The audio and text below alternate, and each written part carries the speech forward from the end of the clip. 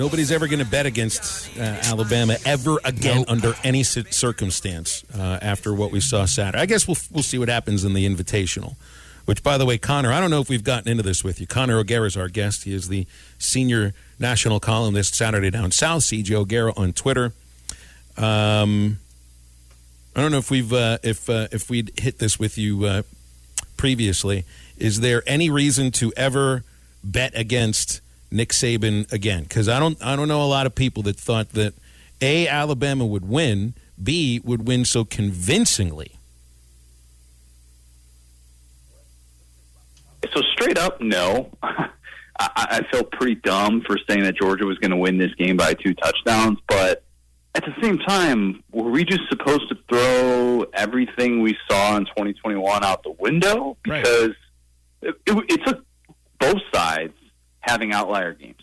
All right, that wasn't just Alabama playing its best game of the year. It was Georgia playing its worst game of the year. It was Alabama's offensive line, who had just been in shambles for the last month, having a get-right game against that Georgia front. Like, to me, all the things that we can talk about, Bryce Young plays really well, Jameson Williams plays really well, like Georgia's offense struggles when it has to play from a deficit. The single most surprising thing was watching that Georgia front have nothing going against Alabama's offensive line. Bryce Young didn't get sacked, not once in that game.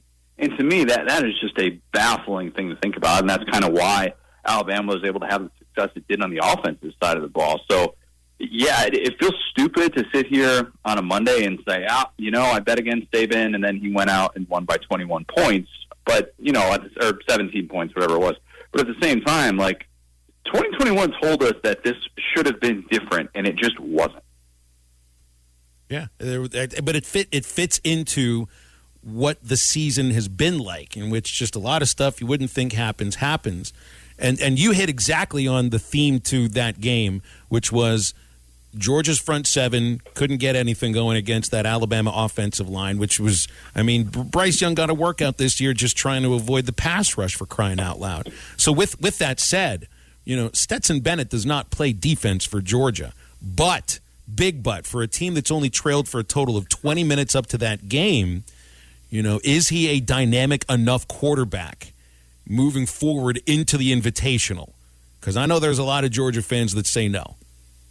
No, he's not. Bomani Jones said it best, and I agree. Stetson Bennett wasn't necessarily the reason that they fell behind, but he was also a big reason why they had no chance when they did. And that's a problem. And our man Hinton, who wrote for Monday Down South, talked about how Georgia's offense is only built to win one type of game, and that's what Saturday showed us. When it got to those obvious passing situations, we saw Stetson Bennett struggle. And so now, if you're Kirby Smart, you have JT Daniels sitting there, the former 5-star, the guy who took off down the stretch last year, but you said, all right, even when he's healthy, he's not our guy this year because Stetson Bennett has played well. Now you got him sitting right there, but he's only had 11 passes against FBS competitions in September. That's not a whole lot to suggest that he's going to come in and save the day. And all these questions for Georgia seem like they're hinged on the quarterback situation when, in reality, probably the more surprising thing was watching a defense that hadn't allowed more than 17 points in a game give up 41 and looked like it was totally exposed on the back end. If Georgia changes quarterbacks, that's all well and good, but if they get that rematch in the title game, there's no guarantee that all of a sudden that's going to change unless Jameson Williams goes down with an injury. John Mechie already out for the year, but at the same time, man, that was glaring. And so that's the issue facing Georgia. Even if they come out of that Michigan game with a win, there's nothing really that's going to suggest, hey, Georgia is now back to the level that we thought it was at this time last week. Mm-hmm. Hey, Connor, love to just sit here and talk about just what we saw on the field and so many great games of the championship weekend that was a few days ago. But just like last Monday, another coaching carousel continues to go around. And last week, I think a lot of people were talking about with Brian Kelly and Lincoln Riley, the words of stepping stone programs of is Notre Dame and OU a stepping stone to a better job or a different job. would you classify Oregon in that now with the Mario Cristobal news of earlier today that he's now officially going to be the head coach at Miami? Or is it different because he's from Miami? No, it's not different. It is 100% not a destination job. It's just not. And I don't want to hear all the Nike stuff. Look, Mario Cristobal got a raise at the end of last year, and he got a raise to become the 4th highest paid coach in the Pac-12. What are we talking about here? Like, what in the world is this job if you're not willing to come out and make sure that your coach doesn't leave? I mean, no coach has left the SEC for another Power 5 head coaching job in the playoff era. I mean, James Franklin was the last coach to do that in the SEC, went from Vandy to Penn State. This doesn't happen in the SEC because in the SEC, you're either not good enough to warrant that money and you get a buyout because you get fired, or you are and you get paid. Meanwhile, at Oregon, for whatever reason, they can't hold on to their coaches. They have had more coaches leave for the state of Florida than the SEC has had leave the conference in the entire playoff era. I mean, that's what we're talking about right now. It is not a destination job, and I don't care how cool the marketing is and the uniforms are and all those things with Nike. That's all well and good, but until we actually see a coach want to stay there, which Chip Kelly didn't, by the way, either, went to the NFL, I think we have serious questions about it, and it's fair to kind of wonder how good of a job that is. But like Oklahoma, like Notre Dame, those programs saw their ceiling. Those coaches left because they said, hey, I might have a better path elsewhere. And Mario Cristobal might be a little bit tough because of the Miami connection, so it's not exactly the same situation as Lincoln Riley, Brian Kelly. But they saw their ceilings, and that's why they wanted to go to a place where they felt like they could actually win national championships instead of just get to the playoff. And as coaches change jobs, especially in the Power 5, you start to see the trickle-down effect of what assistant coaches go where and who follows who, and then ultimately who gets those jobs up. And it's been a big conversation around here of Kendall Briles and Barry Odom staying on Sam Pittman's staff, staying here. Does this move or any other move you think affect the Arkansas assistant coaches and also just assistant coaches at large? I mean, who do you think is primed for that next step up, especially now that the number one assistant coach kind of on the board in Brent Venables is now off of it since he's taken the OU job? Yeah, this is something that I pointed out like 3-4 years ago with Todd Grantham and Mike Elko, when both of them got to their respective jobs and did really, really well in year one, and then there was interest from the Cincinnati Bengals for them to go and be the defensive coordinators there. But they ultimately decided to stay at their current roles. And part of the reason that power structure has changed is because now you can be a Power 5 coordinator and make $2 million. Mm-hmm. I mean, that's better than what a lot of these Group of 5 programs offer. So if the money is better to be a Power 5 coordinator and you can still get a head coaching gig from that, then it doesn't really make sense for you to have to be like, all right, I got to go Power 5 coordinator and then I got to get a Group of 5 job. Like, some of these coaches, I don't know that's what they necessarily want to do. And Kendall Briles would be interesting. I know LSU fans have talked about the idea of potentially poaching him from Sam Pittman's staff. And if they're able to avoid that, what a testament that'll be to Hunter Yurachek, what a testament it'll be to Sam Pittman that they're able to retain assistants who have been as good as they've been so far. I think it's easier now at the Power 5 level to retain high-level assistants, and especially ones who aren't necessarily being thrown out there for all these different Power 5 head coaching jobs. Connor, let's get a thought on Arkansas and Penn State in the Outback Bowl. I think the first that I'd think of is I'm surprised that it's Penn State.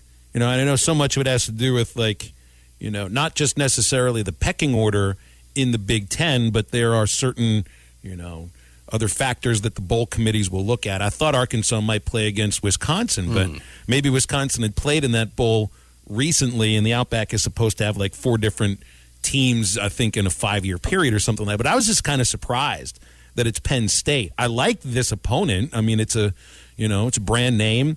I grew up a Pitt fan, so yeah, I hate Penn State, so this fits in well for me. But I didn't think it would be, you know, a team that was sub 500 in the Big Ten. It's a favorable matchup, man. I think that part of the big name draw of Penn State and the big alumni base probably had something to do with that. And Wisconsin had already been there. They'd been to the Outback Bowl in the playoff era, so maybe that was part of it. Penn State's not a good football team. They're just not. And I'm stunned that Penn State is a favorite in this game when They went 2-5 down the stretch, and their 2 wins were against Maryland and Rutgers. Their offense is basically all dependent on Jahan Dotson. And if he doesn't play in this bowl game, I have no idea how Penn State is going to score 21 points. I really don't. And it surprises me to see that Penn State kind of got the benefit of the doubt when they've really been a train wreck. They got to number 4 in the country and just fell apart, man. Like, their ground game has been terrible all year. And so if they're going to have opt-outs, they already had Brent Pry go to Virginia Tech to take that job. If we're talking about a team that is going to be without some of its best players as well, man, advantage Hogs, because that game is going to mean so much more on that sideline as well. I'm just stunned. I'd be surprised if that line did not move in a significant way leading up to that game. Connor, real quick before we have to let you go, now that the selection show and everything is final, see if college football playoff rankings are set. How do you think the committee did? Are you happy, upset, or just kind of indifferent about it because it's just how it is?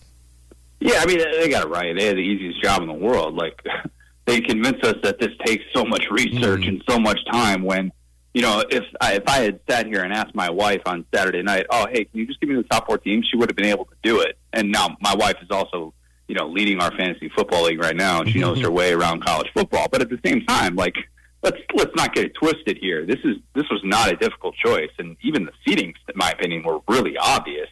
I can't imagine the selection committee had much of a debate. I think putting Cincinnati on that 4 line is perfectly fair for all the questions that a lot of people have about their schedule outside of that game against Notre Dame. So now we're going to kind of get to see this dream matchup in a way play out against the big bad Alabama, you know, blue blood. It'll be fascinating to see. I'm excited for both of these matchups, and I think the selection committee really didn't have much of a choice here, and it just kind of goes to show you that their job is not nearly as difficult as people make it out to be. Well, bowl season starting in about 11 days or so we'll have plenty to talk about for the next month with you, Connor. We always appreciate you. Thank you. It's Thanksgiving, and we all know what that means, football. And nothing goes better with football than turkey and betting. BetOnline has you covered for all the holiday season. More props, odds, and lines than ever before. BetOnline remains your #1 spot for all sports action this Thanksgiving. Head to our new updated desktop or mobile website to sign up today and receive your 50% welcome bonus with the promo code BELIEVE to receive your bonus. That's BLEAV to receive your bonus. And it's not just football. BetOnline has pro and college hoops, NHL, boxing, UFC, even your favorite Vegas casino games. Don't wait to take advantage of all these amazing offers available for the 2021 season. BetOnline is the fastest and easiest way to bet on all your favorite sports.